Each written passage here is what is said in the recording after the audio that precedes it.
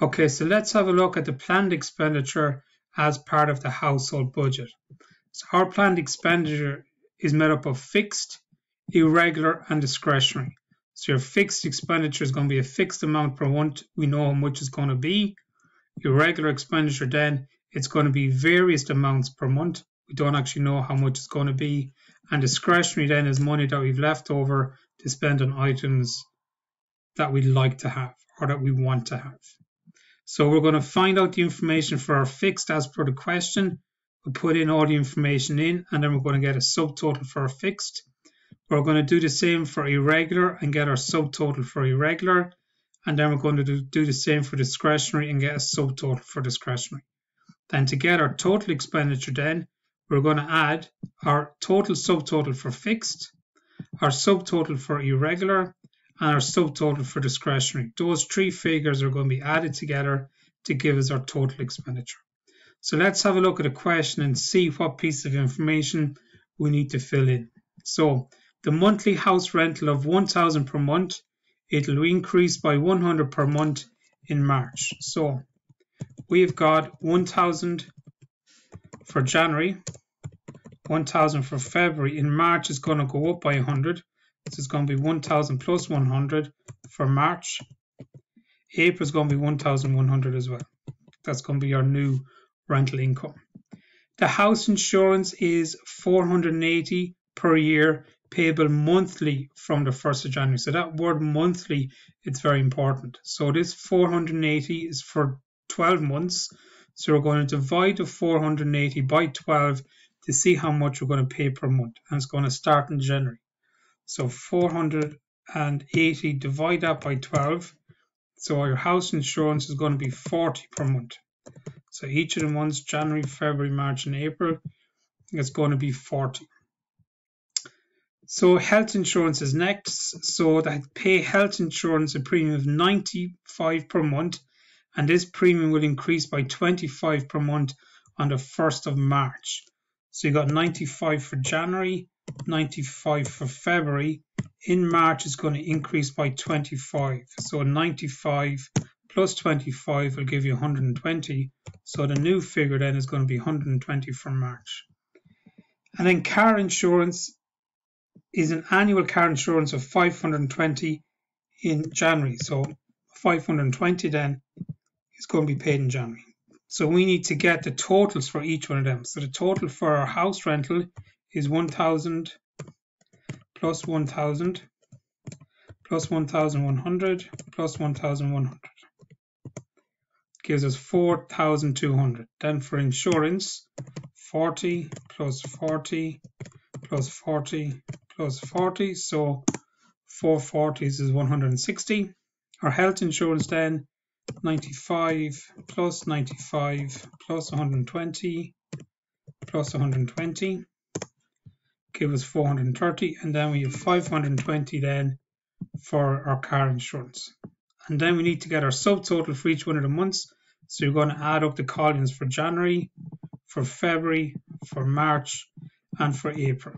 So our January subtotal for fixed is going to be 1,000 plus 40 plus 95 plus 520. And do the same for February. So 1,000 plus 40 plus 95. For March, 1,100 plus 40 plus 120. And for April, 1,100 plus 40 plus 120.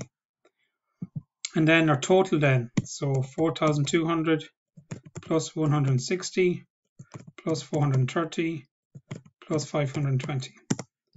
And then we check going across then, so 1,655 plus 1,035 plus 120, 1,260 plus 1,260. So 530, so we know that's correct. And that's our fixed expenditure. Now we've got our irregular expenditure. So I'll start with household cost. Household costs are 1,200 per month, except in February when there'll be 500 extra. So you got 1,200 for January. In February, it's going to be 1,200 plus 500. And then the other month's going to be 1,200, 1,200. So with that one, it says household costs are 1,200 per month. So each month will be 1,200, except in February when it'll be 500. So there's an extra 500 then put in February. Monthly car running costs are expected to be 120 for Jamal and 80 for Mary. So 120 plus 80 are going to be 200. So 120 plus 80 is 200. So the car running costs are going to be 200 per month. So each month they're going to pay 200 on their car running costs. Bills for light and heat are expected to be 170 in January. So in January, you're going to put 170. 145 in March, so January, February, March. So 145 in March. And home heating oil is expected to be 450 in April. So there's nothing for February for light and heat. Telephone then, so telephone bills for landline are expected to be 70 in February and April. So February, it's going to be 70. In addition, bill mobiles will cost a household €60 every month. So you got January of €60. So here we'll have 70 plus 60 gives 130. Then we'll have 60, and then we'll have 130 plus 70.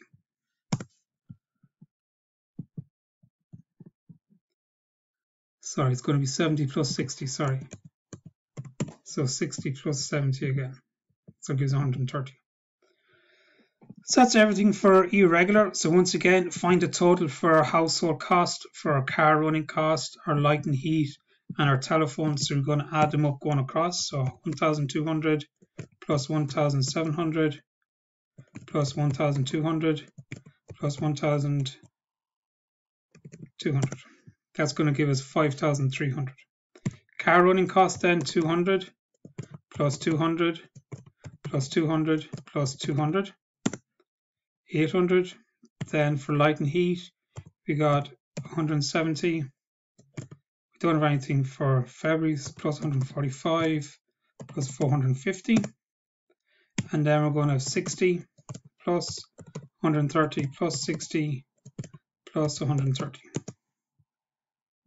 So now we get the total then for our irregular, the subtotal for irregular by adding up, just going down the column, just the items for irregular, don't include the items for fixed. We're looking to see what our planned expenditure is for irregular. So we're going to start all of these with a household cost. So the subtotal for January is going to be 1,200 plus 200 plus 170 plus 60.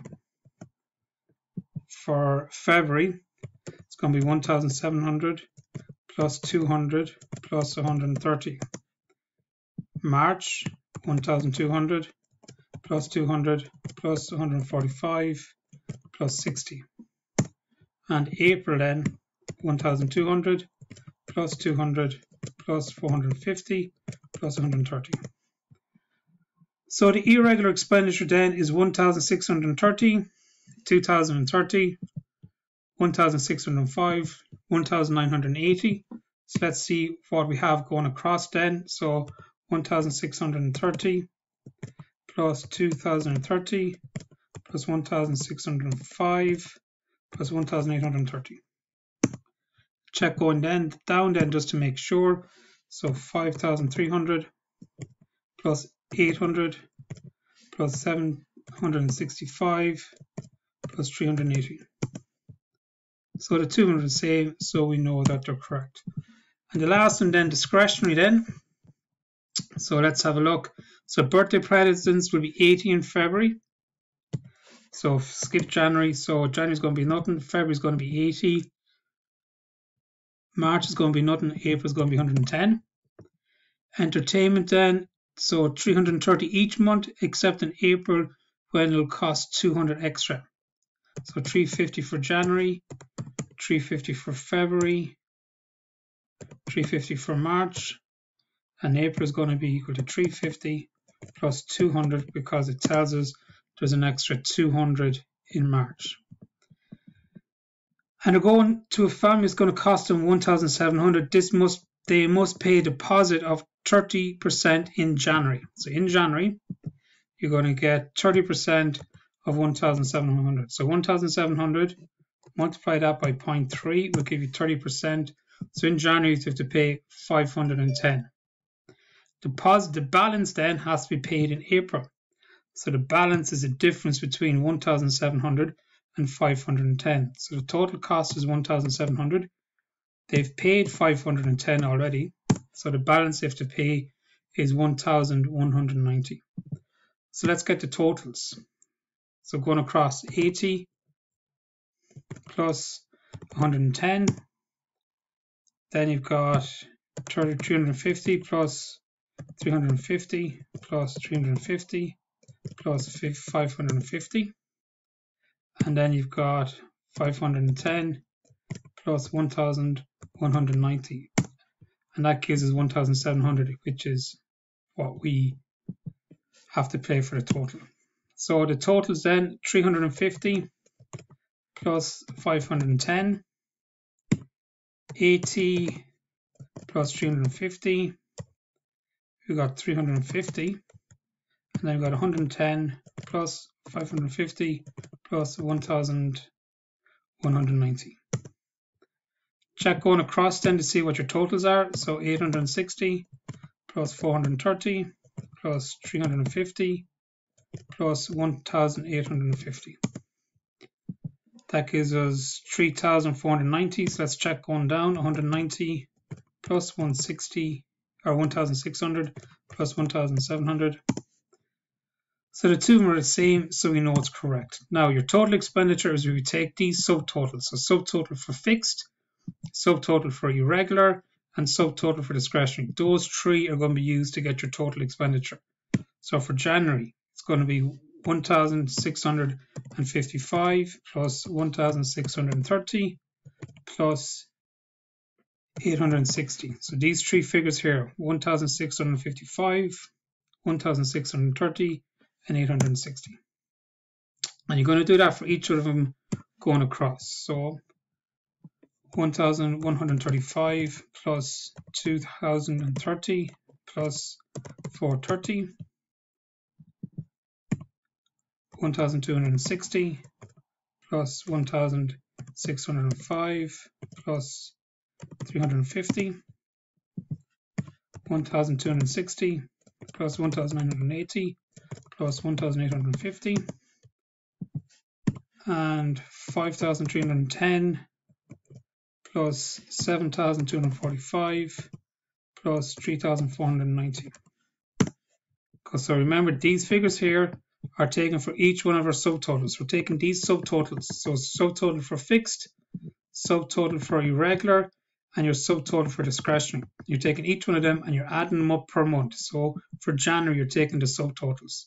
For February, you're taking the subtotals. For March, you're taking the subtotals. And for April, you're taking the subtotals. Now I just want to check this figure here to make sure it's correct. So it's 5,310 plus 7,245 plus 3,490. So the two of them are correct, so I know I have it done correctly. And that's how you do the planned expenditure. Take the figures for the planned expenditure, put in for fixed, irregular, and discretionary. The majority of times you'll have them filled in anyway, so you don't need to worry understanding of which one goes where. Get your total for each one of them, get your subtotal, and get your total expenditure by adding each one of the subtotals for each one of the months together to get your total expenditure B. And that's how you answer the planned expenditure.